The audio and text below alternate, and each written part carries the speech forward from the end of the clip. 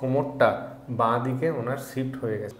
আমরা ওনার স্পাইনটাকে রাইট সাইডে শিফট করিয়েছি, সেই জন্য L5S1-এর মধ্যে যে নার্ভ রুটটা ছিল সেটা অনেকটাই রিলিজ হয়েছে।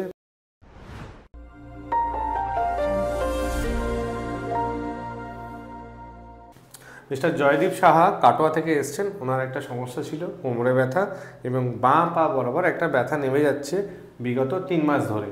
তো আমরা ওনার কাছ থেকেই শুনে নিই ওনার এই সমস্যাটা কীভাবে হলো আর ওনার কষ্ট কী হতো। তো বলুন জয়দীপবাবু, আপনার সমস্যা কী হতো?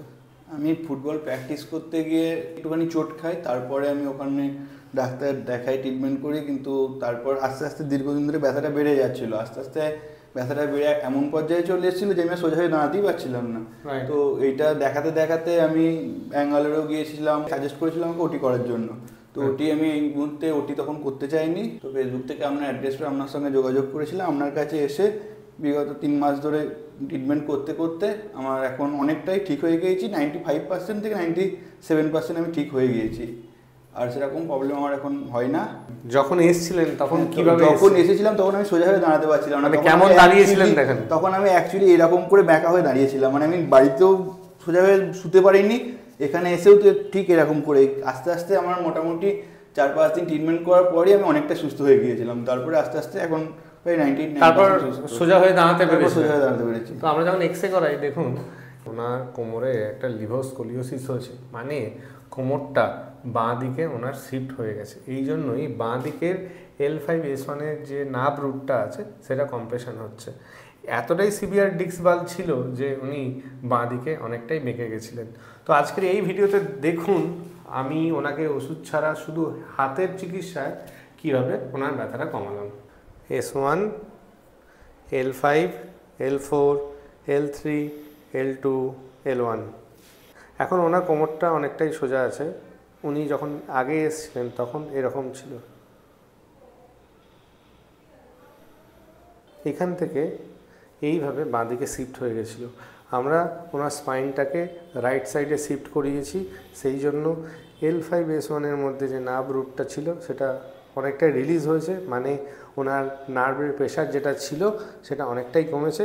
সেই জন্যই ওনার এইভাবে যে ব্যথাটা হতো এই পা বরাবর একদম পায়ের এই পর্যন্ত চলে আসতো, সেটা আস্তে আস্তে এইভাবে কমতে কমতে কমতে কমতে কমতে এখন শুধু এখানেই আড়ষ্ট একটা ভাব দেখা যায় ওনার। একটা স্পাইনিং গ্রুপে এবং QL-এ নিডল ইনসার্ট করা হচ্ছে।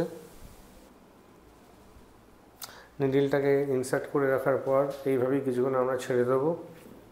নেক্সট আমরা স্ট্রেন কাউন্টার স্ট্রেন মেথডে এইভাবে ইনহিবিট করছি QL মাংসপেশিকে।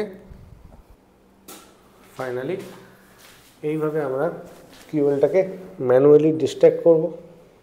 Breathe in, breathe out.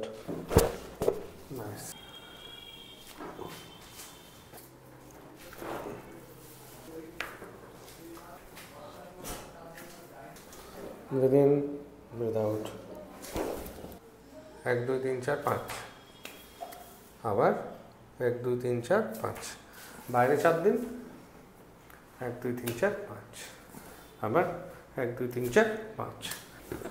তো আমরা দেখেছিলাম এই ডিস্ক বাল্জের জন্য এখানকার ওনার রিব কেজের মোবিলিটি অনেকটা কমেছিল, তাই আমরা এইভাবে মোবিলিটি গেইন করব। Breathe in, breathe out. Nice. যেহেতু লাম্বার স্পাইনে ওনার সমস্যা হয়েছে সেই জন্য ওনার থোরাসিক স্পাইনটাও এফেক্ট হয়েছে। আমরা থোরাসিক জয়েন্টের মোবিলিটি খুবই জরুরি, তাই আমরা এইভাবে থোরাসিক জয়েন্টের মোবিলিটি বাড়াবো। Nice. Breathe in, breathe out. যে কোনো কোমরে ব্যথার পেশেন্টেরই ব্রিদিংয়ের একটা ডিস্টারবেন্স হয়, অ্যাবডোমিনো থোরাকো ব্রিদিং অথবা থোরাকো অ্যাবডোমিনাল ব্রিদিংটা ডিস্টারবেন্স হয়। ল্যাটারাল চিক্স এক্সপেনশনও ভালোভাবে হয় না, তাই আমাদের ফার্স্ট রিবটা অনেকটা আপ হয়ে যায়। তো আমরা এইভাবে ডাউন করি। নিঃশ্বাস নেবেন, ছেড়ে দিন। Breathe in, breathe out. Between L5 এবং S1-এর মধ্যে এই ডিকম্প্রেশনটা করছি।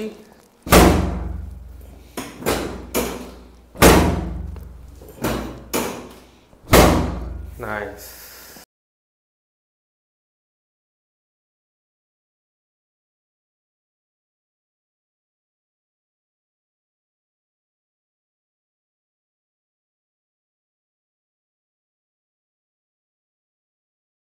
আজকে ওনার 14 ডে কমপ্লিট হলো। আশা করি ভবিষ্যতে উনি যদি আমার এক্সারসাইজগুলো করে যান অনেকটাই ভালো থাকবেন।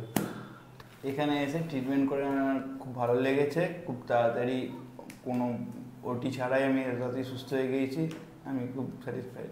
ঠিক আছে, আর এই ভিডিওটা আপলোড করতে পারি তো? হ্যাঁ।